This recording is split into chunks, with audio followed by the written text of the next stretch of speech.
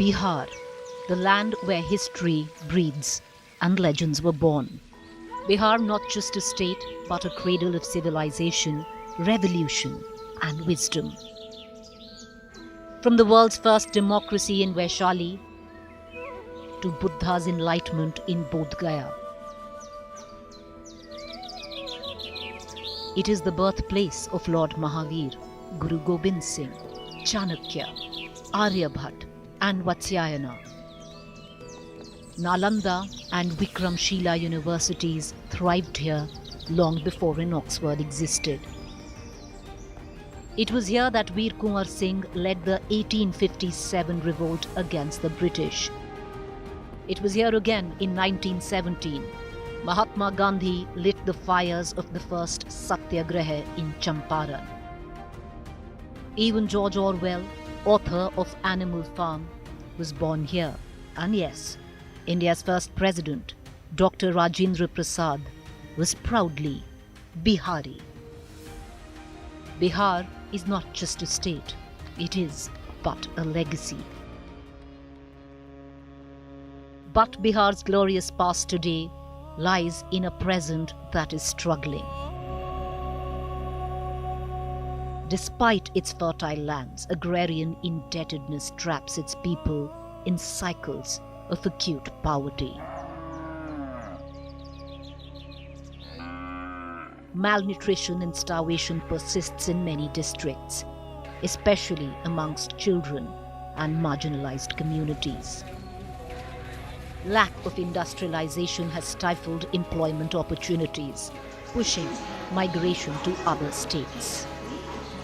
Development remains uneven, and Bihar's potential is too often lost in systematic neglect and policy failures.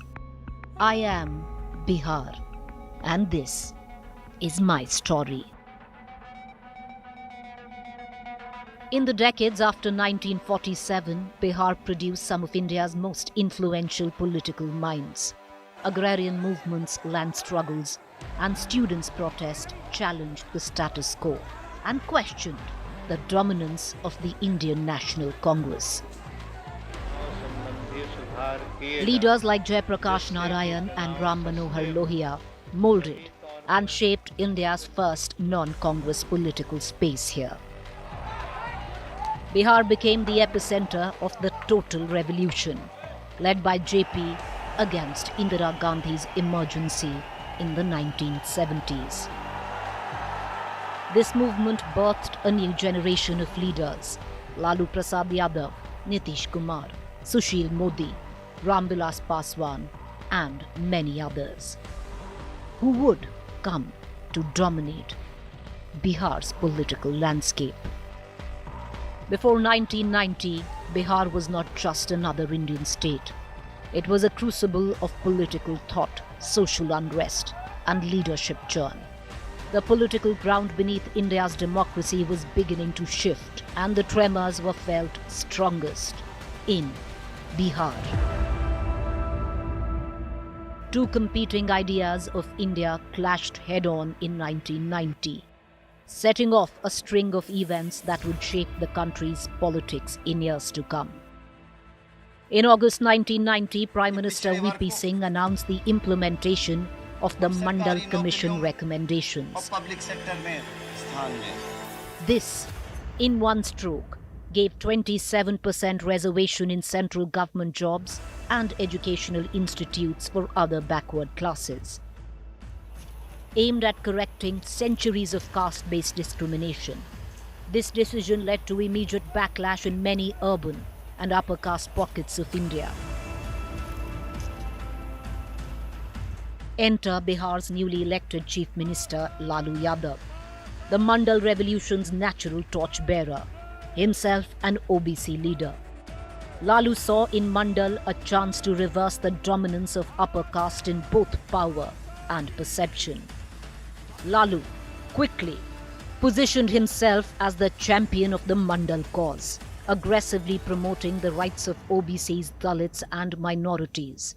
His politics drew from the legacy of socialist leaders like Jayaprakash Narayan and Karpuri Thakur, but he added his own rustic style and direct rural appeal and rhetorical populism.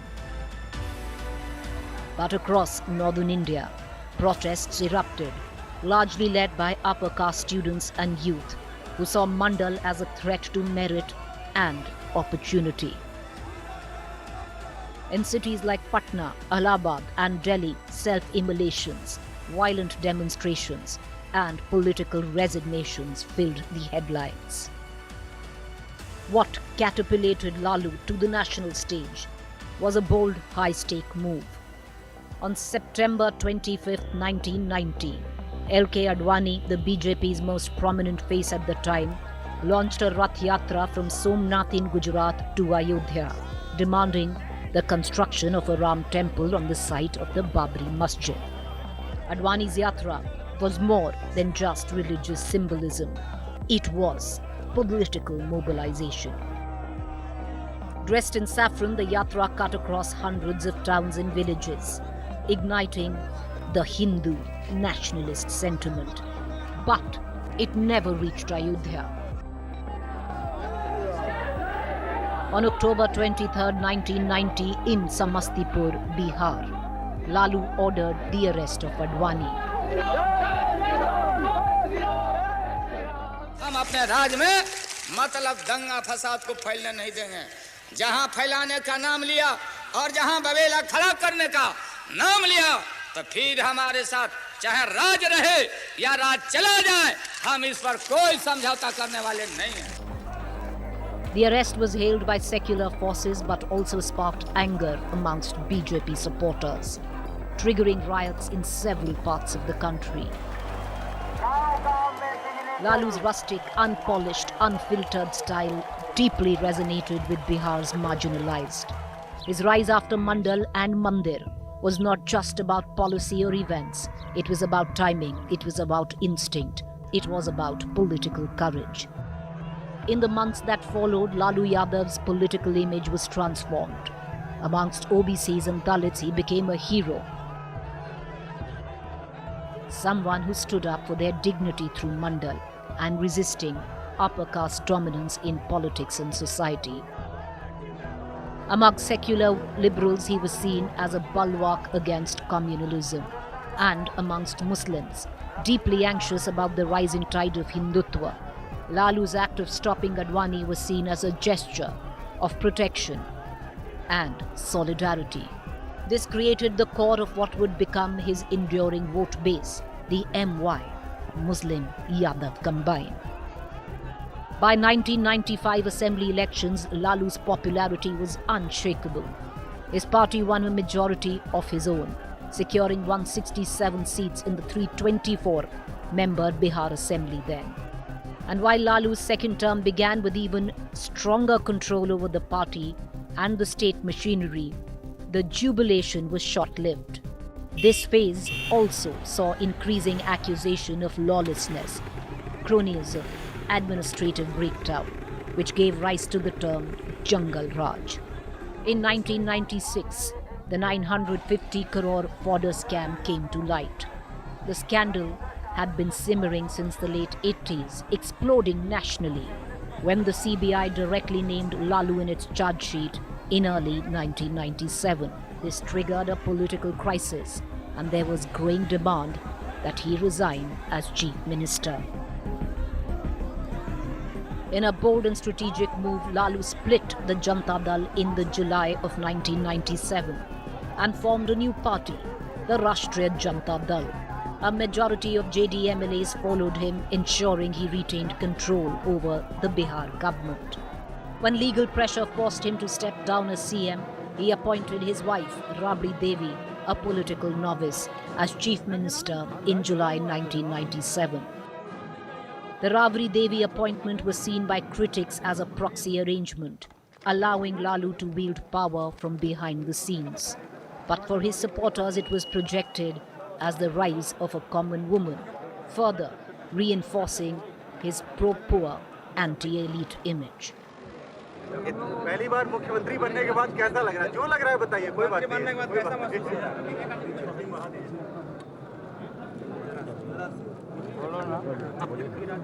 खुशी है ना? इतनी बड़ी vote खुशी है, कैसा है, क्या लग रहा है?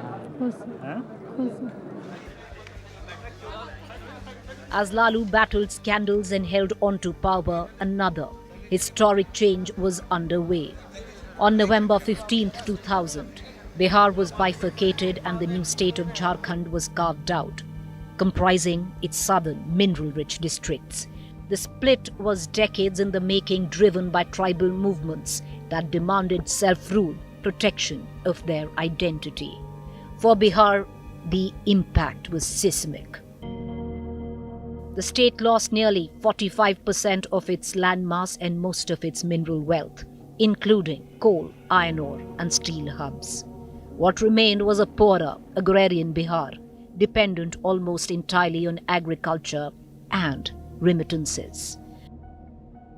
Lalu, once the undisputed king of a vast Bihar, now had a shrunken stage and fewer resources to placate allies and fuel patronage politics. The bifurcation sharpened the perception of Bihar as India's most backward state. While Jharkhand became synonymous with mines, industry, tribal assertion, Bihar was left battling poverty, migration, caste conflict, and the weight of Bimaru stigma. Over time, Lalu's grip began to weaken. Corruption scandals, criminalization of politics, and poor governance led to growing urban and upper caste disenchantment. Law and order deteriorated, and Bihar's economic stagnation worsened. The BJP under Atal Bihari Vajpayee was rising nationally, and Nitish Kumar, once Lalu's ally, was positioning himself as a credible alternative in Bihar. Despite this, Lalu continued to win elections thanks to a loyal caste support, but his aura of invincibility had cracked. Bihar was restless. The ground beneath RJD's feet was beginning to shift. Bihar, by now, had become synonymous with lawlessness, extortion, and political criminalization. Roads crumbled, schools remained empty, industries fled, and electricity was a luxury. The state's decline was so steep that Bimaru, backward and sick, became a label stuck to Bihar's name. The disillusionment was sharpest amongst urban voters, upper castes, and the youth. And by the time Bihar went to polls in 2005, a political realignment had taken shape. Nitish Kumar allied with the BJP under the NDA banner. They campaigned on promises of Vikas, better governance, contrasting it with RJD's perceived misrule. In a fractured verdict, the February 2005 election led to a hung assembly, followed by president's rule. Fresh elections in October 2005 finally broke the deadlock. This time, the JDU-BJP alliance swept to power, decisively ending 15 years of RJD dominance. For the first time since 1990, Bihar saw a non-RJD government at the helm. Nitish Kumar's arrival in 2005 marked a turning point in Bihar's modern history. Where Lalu embodied identity politics, Nitish positioned himself as the harbinger of governance, earning the nickname Sushasan Babu. Armed with BJP's organizational muscle, Nitish launched an ambitious agenda: better roads, functioning schools, restored law and order, and, importantly, empowerment for women. Crumbling highways were rebuilt, potholes vanished, and the police were unleashed on the mafia network that had flourished through the 90s. His boldest stroke came in education, hiring thousands of teachers, reopening classrooms, and pushing girls to schools with his new iconic cycle scheme. Soon the image of young women pedaling down village paths became shortened for a new Bihar. The transformation was reflected at the ballot box. In 2010 assembly elections, Nitish JDU, along with the BJP, won a thumping majority, 206 out of 243 seats. It was not just a victory, it was a rejection of the old Jungle Raj. Bihar had turned a corner. By 2013, Nitish Kumar faced his toughest political choice when the BJP anointed Narendra Modi as its prime ministerial candidate. Nitish protested. For him, Modi carried the shadows of 2002 Gujarat riots, and continuing with the BJP risked the Muslim support that had bolstered his rule. The alliance that had powered Bihar's turnaround for nearly a decade came undone. Nitish walked out, severing a 17-year partnership, but going solo proved costly. In the 2014 Lok Sabha elections, the JDU was wiped out, reduced to just 2 seats. A humbled Nitish accepted moral responsibility and stepped down, handing the Chief Minister's chair to Jitin Ram Majhi, a relatively unknown leader from the Mahadalit community. The experiment didn't last. Within months, Nitish orchestrated his own comeback, dislodging Majhi in 2015. But the episode left scars inside his party, exposing fractures that would resurface in later years. That same year, Nitish staged a stunning political comeback. In an extraordinary turnaround, he buried decades of rivalry with Lalu Prasad Yadav and joined forces with the Congress to form the Mahagathbandhan. What united them was a common goal: to halt BJP's advance in Bihar. The battle became a national spectacle. Modi crisscrossed Bihar with aggressive campaigning, but the ground reality told another story. Nitish's credibility as a reformer, combined with Lalu's caste arithmetic, created a formidable front. The verdict was emphatic. The Mahagathbandhan swept 178 out of 243 seats, handing the BJP a stinging defeat. For Nitish, it was vindication after the humiliation of 2014. For Lalu, it was redemption. And for Bihar, it was another reminder that no political script ever stays the same for long. But the partnership was uneasy from the start. Behind the scenes, tensions brewed, and those tensions would explode just 2 years later. By 2017, the cracks in the Grand Alliance had grown to widen. The flashpoint came when the CBI filed corruption charges against Tejaswi Yadav, Lalu's son and Bihar's deputy CM. Nitish, who had built his brand on clean governance, found himself cornered. Supporting Tejaswi risked his credibility. Demanding his resignation threatened the coalition itself. For weeks, the alliance teetered on the edge, until Nitish made his choice. In July 2017, he resigned as chief minister, dramatically pulling the plug on the Mahagathbandhan. Within 24 hours, he was back, sworn in again, this time with the support of the BJP. The speed of the turnaround stunned even seasoned political watchers. For Nitish, it was survival dressed as pragmatism. For Lalu and the RJD, it was betrayal. For Bihar, it was another reminder that alliances here are as fragile as they are necessary. When Bihar went to polls in 2020, Nitish Kumar was no longer the commanding figure he had once been. Years of alliance shifts, the shadow of Lalu's enduring social base, and growing fatigue with his leadership had eroded his appeal. The NDA faced a spirited challenge from Tejaswi Yadav, who emerged as the new face of the RJD. At just 31, Tejaswi tapped into discontent over jobs and migration, drawing massive crowds across the state. The verdict told a new story. The NDA managed to retain power, but the balance had shifted. The BJP won 74 seats, while JDU slipped to 43, its worst performance in years. Chirag Paswan, who referred to himself as Modi's Hanuman, played a key role in downsizing JDU by contesting against it, but not against the BJP.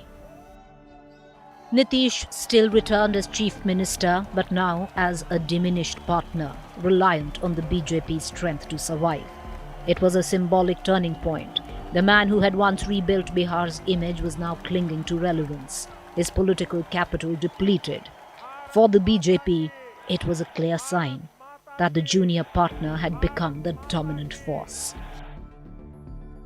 In August 2022, Bihar politics witnessed yet another seismic shift. Nitish Kumar walked out of the ruling coalition with the BJP, rallying again with the RJD and the Congress to form a renewed Mahagathbandhan. The move was framed as resistance to the BJP's growing dominance, both in Delhi and in Patna. Tejasvi Yadav, Lalu's son, assumed the role of Deputy Chief Minister, emerging as the new face of Bihar's social justice politics. For a brief moment, the Lalu-Nitish alliance looked firmly re-established, blending governance with backward caste mobilization. But in early 2024, an unexpected strike again. In a flash, reminiscent of 2017, Nitish resigned once more, abruptly breaking the Mahagathbandhan, plunging the state into crisis. एक बार बता तो देते कि हम नहीं रहना चाहते जा रहे, इस बार तो आपने कुछ कहा भी नहीं। सबसे बड़ा दल हमारा है, कम से कम एक बार बुला के बोल देना चाहिए। कोनो आपको हम कुछ कहते हैं, आप बताइए, हम आपको कुछ कहे हैं? Within days, he realigned once more with the BJP-led NDA, triggering widespread political upheaval and raising questions about the stability of coalitions in modern Bihar. पूरे तौर पर सब दिन इनके साथ रहेंगे और पूरे तौर पर जो कुछ भी है आज जिस तरह से भी ये करेंगे बहुत अच्छा है। As Bihar heads into 2025 assembly elections, the political playing field is fraught and unpredictable. Nitish Kumar, once celebrated as Sushasan Babu, now carries the fatigue of 20 years of anti-incumbency and repeated U-turns. Meanwhile, Tejasvi Yadav seeks to inherit his father's mantle and present himself as the voice of a new generation. And the BJP, stronger than ever in Bihar, eyes the chance to claim power outright. Bihar's story since the 1990s has been one of cycles. Mandal versus Mandir, Lalu versus Nitish, alliance versus betrayal. At each turn, the state has mirrored India's larger democratic battles. The only certainty, as always, is that Bihar will decide its next chapter in its own restlessness, unpredictable way. Once more, the stage is set.